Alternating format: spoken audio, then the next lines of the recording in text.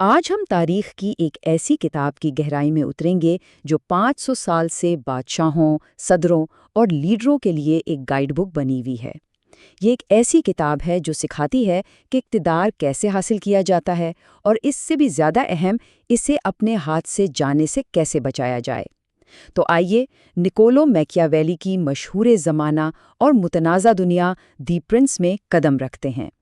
اور شروعات ہی ایک ایسی جملے سے ہوتی ہے جو انسان کو ہلا کر رکھ دیتا ہے۔ یہ ایک لائن اس کتاب کی پوری روح کا نچوڑ ہے۔ ایک ایسی دنیا کی تصویر جہاں اخلاقیات اور سیاست کے راستے اکثر ایک دوسرے سے الگ ہو جاتے ہیں۔ یہ ہمیں سوچنے پر مجبور کرتا ہے کہ کیا آج بھی طاقت کا کھیل اسی ایک اصول کے گرد گھومتا ہے؟ تو آخر یہ میکیاویلی تھے کون؟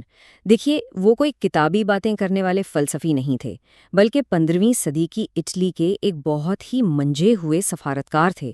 انہوں نے اپنی آنکھوں سے جنگیں، سازشیں اور حکومتوں کو بنتے اور بگڑتے دیکھا تھا۔ دی پرنس کوئی خیالی کہانی نہیں، بلکہ ان کے اسی عملی تجربے کا خلاصہ ہے۔ یوں سمجھ لیں کہ یہ حکمرانوں کے لیے ایک یوزر مینول ہے۔ تو کتاب کا پہلا اور سب سے بڑا سبق کیا ہے؟ میکیاویلی کے مطابق کسی بھی نئے حکمران کے لیے سب سے بڑا چیلنج اپنی پوزیشن کو مضبوط کرنا ہوتا ہے۔ جیسے ہی کوئی ایک نئی ریاست پر قبضہ کرتا ہے، وہ وفاداری کے ایک بڑے خطرناک مخمصے میں پھنس جاتا ہے۔ یہاں میکیاویلی ایک بہت ہی زبردست فرق بتاتے ہیں۔ ایک طرف ہے موروثی ریاست، یعنی اگر حکومت آپ کو وراثت میں ملی ہے تو کام بہت آسان ہے، لوگ آپ کے خاندان کے عادی ہیں، بس پرانی روایات پر چلتے رہیں۔ لیکن دوسری طرف ہے ایک نئی ریاست، جہاں آپ نے خود اقتدار حاصل کیا ہو۔ یہاں حکمران ایک طوفان کے بیچ میں ہوتا ہے۔ عوام بہتر کی امید میں آپ کے ساتھ آئے ہیں، پرانے دشمن سازشیں کر رہے ہیں، اور جن نئے دوستوں نے آپ کا ساتھ دیا ان کی توقعات آسمان کو چھو نہیں ہیں۔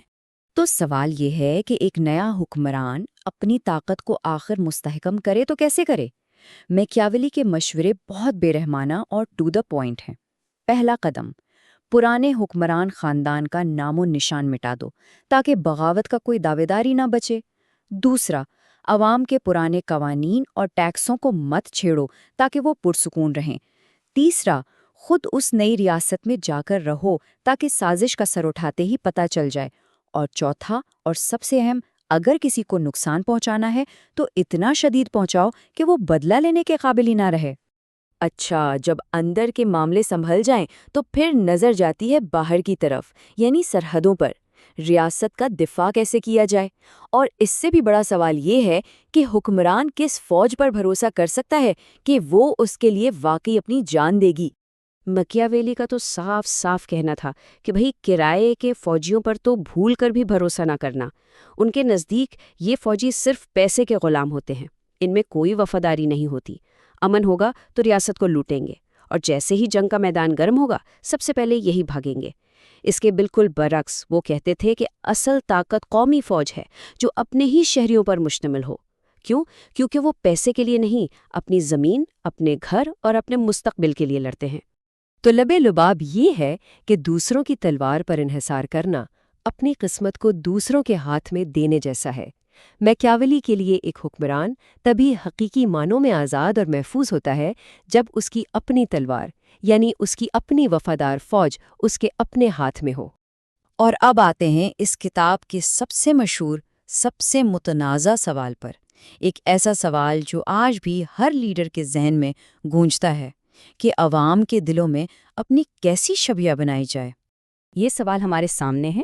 اس سے پہلے کہ ہم دیکھیں میکیاویلی کیا کہتے ہیں، ایک لمحے کے لیے خود سوچیں، کیا ایک ہر دل عزیز رہنما زیادہ کامیاب ہوتا ہے جس سے سب محبت کرتے ہوں، یا وہ جس کی گرفت اتنی مضبوط ہو کہ اس کا خوف سب پر طاری ہو؟ میکیاویلی کا انسانی فطرت کے بارے میں نظریہ سچ پوچھے تو بہت مایوس کن تھا۔ ان کا ماننا تھا کہ انسان بنیادی طور پر خود غرض ہے۔ جب تک آپ سے فائدہ مل رہا ہے وہ محبت کے دعوے کریں گے، لیکن جیسے ہی مشکل وقت آیا یا ان کا اپنا مفاد سامنے آیا، وہ محبت کا یہ رشتہ توڑنے میں ایک لمحہ نہیں لگائیں گے۔ اس لیے ان کے نزدیک محبت ایک بہت ہی ناقابل اعتبار جذبہ ہے۔ تو پھر فیصلہ کیا ہوا؟ میکیاویلی کہتے ہیں کہ محبت کا ریموٹ کنٹرول عوام کے ہاتھ میں ہے، وہ جب چاہیں اسے چھین سکتے ہیں۔ لیکن خوف کا ریموٹ کنٹرول سیدھا حکمران کے ہاتھ میں ہوتا ہے۔ سزا کا ڈر ایک ایسا ہتھیار ہے جسے حکمران خود چلاتا ہے، اور یہ کبھی ناکام نہیں ہوتا۔ اس لیے اگر محبت اور خوف میں سے کسی ایک کو چننا پڑے تو ایک عقل مند حکمران ہمیشہ خوف کو ہی چنے گا۔ اب ہم پہنچے ہیں میکیاویلی کے فلسفے کے عروج پر، ان کے ماسٹر سٹروک پر۔ وہ دو خصلتیں جو ایک حکمراں کو اپنانی ہی پڑتی ہیں اگر اسے کامیاب ہونا ہے اور اپنی حکومت بچانی ہے۔ دیکھیں، میکیاویلی کہتے ہیں کہ حکمرانی کرنے کے دو ہی طریقے ہیں، ایک انسانوں والا یعنی قانون سے، دلیل سے، بات چیت سے، اور دوسرا جانوروں والا یعنی سیدھی سیدھی طاقت سے۔ ان کا کہنا تھا کہ ایک کامیاب حکمران صرف قانون پر بھروسہ کر کے نہیں بیٹھ سکتا، اسے یہ بھی اچھی طرح معلوم ہونا چاہیے کہ ضرورت پڑنے پر طاقت کا استعمال کیسے کرنا ہے۔ اور اس بات کو سمجھانے کے لیے وہ شیر اور لومڑی کی کیا ہی زبردست مثال دیتے ہیں۔